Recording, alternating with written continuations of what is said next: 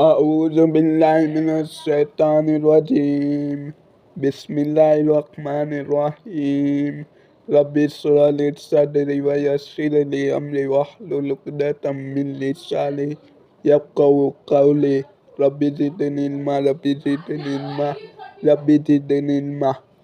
जल्द ही वो वक्त आने वाला है जब हम हक का इनकार करने वालों के दिलों में तुम्हारा रौब बिठा देंगे, इसलिए कि उन्होंने अल्लाह के साथ उनको खुदाई में साक्षी ठहराया है, जिनके साक्षी होने पर अल्लाह ने कोई सनद नहीं उतारी। उनका आखिरी ठिकाना जन्नत है और बहुत ही बुरी है ठहरने की वो जगह जो उन जालिमों को मिलेगी।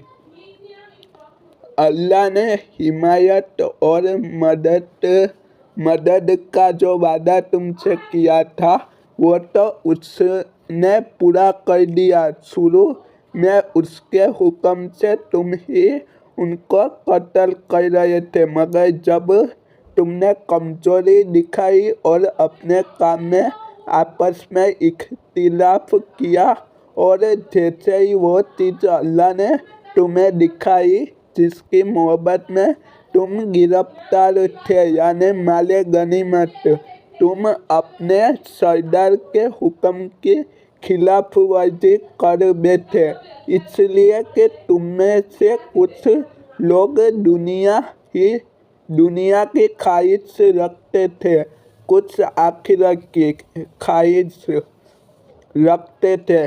तब अल्लाह ने तुम्हें काफिरों के मुकाबले में शिकस्त दी ताकि तुम्हारी आजमाइश करे, और सच तो ये है कि अल्लाह ने फिर भी तुम्हें माफ़ ही कर दिया, क्योंकि ईमान वालों पर अल्लाह बड़ी नज़र इनायत रखते हैं।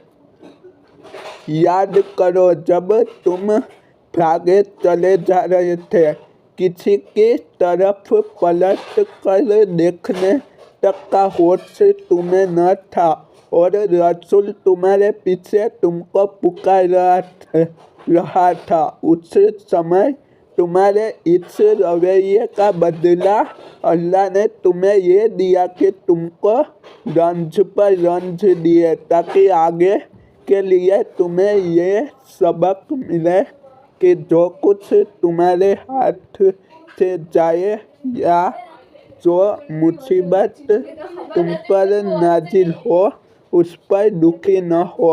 अल्लाह तुम्हारे सब कामों की खबर रखता है। इस गम के बाद फिर अल्लाह ने तुम में से कुछ लोगों पर ऐसी इत्मीनान की सी हालत पैदा कर दी कि वो उठने लगे, मगर एक दूसरा ग्रोह जिसके लिए सारी अहमियत बस अपने फायदे की ही थी, अल्लाह के बारे में तरह तरह के जाहिलाना गुमान करने लगा जो सरासर हक के खिलाफ थे। ये लोग अब कहते हैं कि इस काम के चलाने में हमारा भी कोई हिस्सा है। उनसे कहो किसी का कोई हिस्सा नहीं, इस काम के सारे इख्तियार अल्लाह के हाथ में है। असल में ये लोग अपने दिलों में जो बात छिपाए हुए हैं उसे तुम पर जाहिर नहीं करते। उनका असल मकसद ये है कि अगर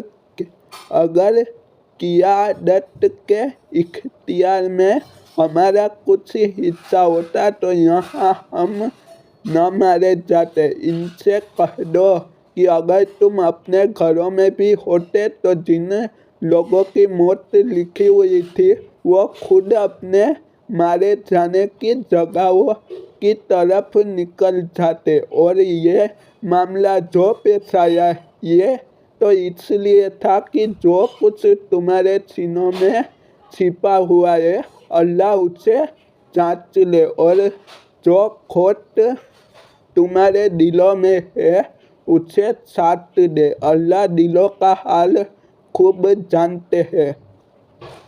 तुम में से जो लोग मुकाबले के दिन पीठ फेर गए थे, उनके इस फिसलन की वजह ये थी कि उनकी कुछ कमजोरियों की वजह से शैतान ने उनके कदम डगमगा दिए थे। अल्लाह ने उन्हें माफ़ कर दिया। अल्लाह बहुत माफ़ करने वाले और बुधवार सहनशील है। ये लोगों जो ईमान लाए हो, कुफ्र इनकार करने वालों जैसी बातें न करो।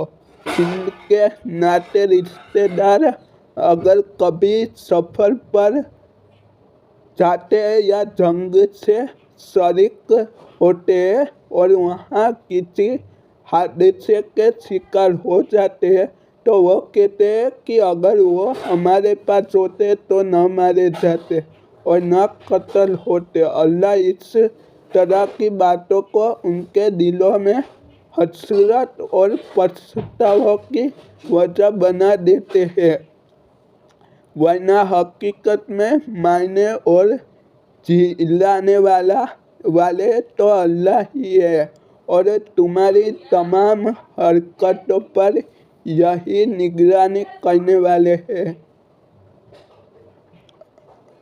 अगर तुम अल्लाह की राह में मारे जाओ या मर जाओ तो अल्लाह की जो रहमत और बख्शिश तुम्हारे हिस्से में आएगी वो उन सारी चीज़ों से ज़्यादा अच्छी है जिन्हें ये लोग जमा करते हैं।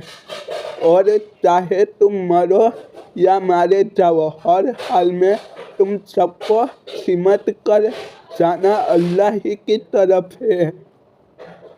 ए पैगंबर, ये अल्लाह की बड़ी रहमत है कि तुम इन लोगों के लिए बहुत नर्म मिजाज हो, वरना अगर कहीं तुम सख्त और पत्थर दिल होते तो ये सब तुम्हारे आसपास से सट जाते। इनकी गलतियों को माफ़ कर दो, इनके लिए मगफिरत माफ़ी की दुआ करो और दिन के काम में इनको भी मशवरे में शरीक रखो। फिर जब तुम किसी राह पर जम जाओ तो अल्लाह पर भरोसा करो। अल्लाह को वो लोग पसंद है जो उसी के भरोसे पर काम करते हैं। अल्लाह तुम्हारी मदद पर हो तो कोई ताकत तुम पर गालिब आने वाली नहीं, और अगर वो तुम्हें छोड़ दे तो उसके बाद कौन है जो तुम्हारी मदद कर सकता है हो। इसलिए जो सच्चे ईमान वाले हैं उनको अल्लाह ही पर भरोसा रखना चाहिए। अस्सलामु अलैकुम रहमतुल्लाहि व बरकातुहू।